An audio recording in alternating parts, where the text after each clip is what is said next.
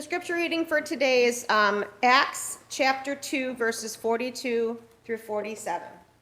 They devoted themselves to the apostles' teaching and fellowship, to the breaking of bread and the prayers.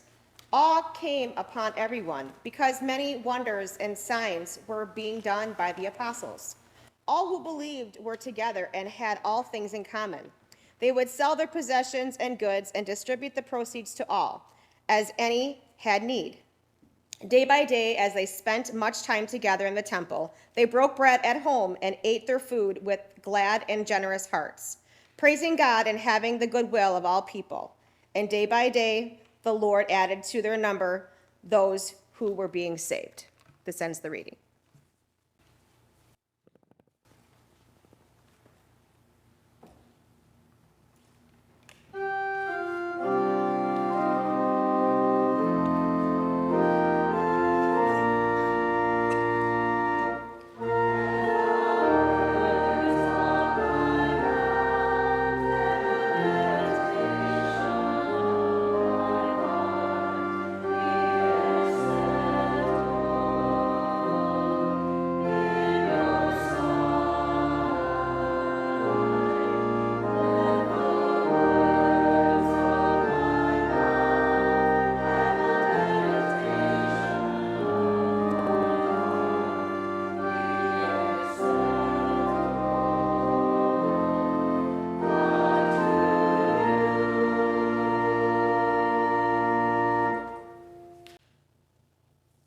Oh, for the good old days when the church was growing and everything was wonderful. If only we could go back to those days. You know, those days when we really had nothing else to do, so that's why we went to church. The story in Acts is one of those glory stories. They were gathering together, they were telling the stories of who Jesus was and what Jesus was doing and the miracles that happened, and their numbers were growing every single day. Earlier, we have a story about there being about 100 and some people. And the next time we have numbers up to 3,000 people. The church just keeps on growing. Why? Did you notice what's happening in the story that we have before us today? They are telling the stories that they remember. It's a collective they. Those who journeyed with Jesus, those who had heard about Jesus, everybody was telling the story. And others were kind of watching what that new sect was doing over there. Because most likely they were still going to synagogue on Friday nights, because that's what they always did, right? But they also gathered together on Sunday and remembered Jesus. And people were watching them, and they're curious about them. Because when they gathered together, they gathered at table and they ate together. And they made sure that there was enough food for everybody. Nobody went away hungry. And when they saw there was a shortage, they sold their stuff. And they gave that money to the collective so that people could be taken care of. And people are watching this and saying, I want to be part of that. That looks like a good thing going on there. And the word kept spreading. And here we are today, institutionalized as the church. We think people should come just because we're here. We think people should come and be like us. And many of our churches make that abundantly clear. Everyone is welcome. But once you come in, you got to act like us. Don't come in there with all your fluting ideas. We already know how we want to do things. We have to remind ourselves that if we want our church to be vibrant, we've got to be excited about it. And again, when I say we, I kind of really mean you. We've relied too heavily, the institutionalized church has relied too heavily on clergy. Oh, if we get the right pastor, then we'll grow. And when that doesn't happen, then it must be that we had the wrong pastor. Oh, if we get the right choir director, our choir will grow. Well, okay, that is happening, so that's not going to work. But when we leave here, after a Sunday morning, what do we say about our church out there? And I know you've heard me say this before, but I have to say it over and over again to remind you. Because if we're out in the public square complaining about our church, why would anybody want to come here? But if we're out in the public square celebrating our church and excited about what's going on in our church, of course, people may want to come and join us. But we've got to be worth joining. We're at the end of that era where people are going to come just because we're here. And we have to start working at it harder. And if you think having a daycare in the building is the way to grow young families, do you know how many of them don't even know we're a church? They think we're just a daycare. Several months ago, I was in my office and I heard somebody on their phone panicking because all the lights were on and doors were open, and it was the cook for the daycare came to fix something. And she's like, well, all the lights are on. I was like, yeah, because we're a church and it's Sunday. I turned the lights on. I opened the door because I'm expecting people to come in.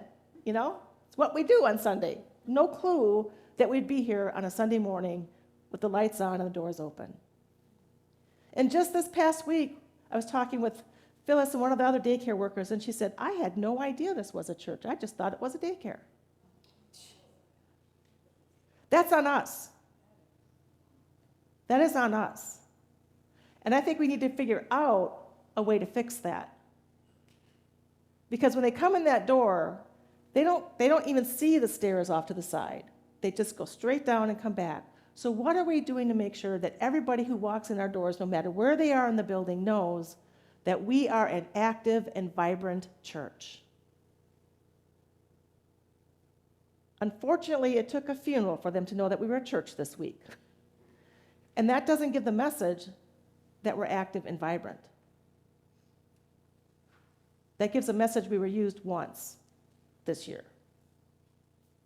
That's all they saw. They gathered together, they had meals together, they made sure everybody was taken care of. And you know what? We do all of that. But who do we tell? How do we make sure that message gets out? You know, we did a shoe drive. I bet you there's a lot of little feet going through that daycare that are outgrowing shoes. We could have invited them to participate with us, right? We do the loose change. We could say, hey, if you got some loose change, you want to help us get clean water around the world? How many things do we collect? Peanut butter and jelly next month. I bet somebody would bring a jar of peanut butter or a jar of jelly if we invited them to join us. And then maybe, I'm not saying it's automatic, but then maybe they'd say, wow, they do a lot in that church. I wonder what that's like to be part of that. It's more than just a daycare. Who knew? Besides us. They were the ones telling the stories. They were the ones that were excited about what was going on in this new church that was being formed. They were the ones that told the stories of the miracles, of all that Jesus taught. And they were just amazed by it. They were in awe of it. When's the last time we were amazed or in awe? When's the last time we were even excited? Sometimes I'm thinking that we're like the old ENR churches, because they're really German. And like, I'm really German too, kind of, and it's like, you know, you can always tell a German, but you can't tell them much. It's true, it's true, right? And when they sit in church, they're very stoic because you don't want to show any emotion. You sit very still and don't smile and don't clap. Oh my goodness, don't do that. Don't look like you're enjoying it. This is supposed to be a painful experience. We're going to church today, kids. Come on. You're supposed to want to go and be miserable. No, you're supposed to want to come and share the joy and the excitement of what it is that we believe. You're supposed to want to be here and actually have a smile on your face. And it's okay to laugh. And a little clapping's okay. Don't get carried away. Not before the second movement.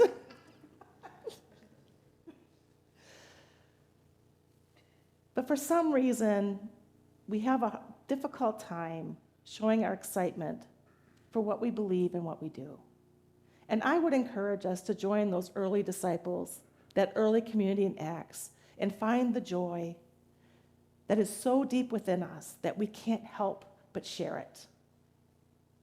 That we can't help but say, oh my gosh, you should have been at our church this week. It was so much fun. It was so good. It was so wonderful. No matter what's going on, find something that you can call good and wonderful and amazing. Look for something that's going to leave you awestruck. Oh, wow. That hymn. I know it's not the hymns because I picked them out. Anything. Because if you're excited, you're not going to be able to help but share that excitement with others. And that's what it should mean to be the church in this day and age. To find our joy and our excitement, and that it would exude from us so we can't help but share it. Get excited. You can do it. Amen.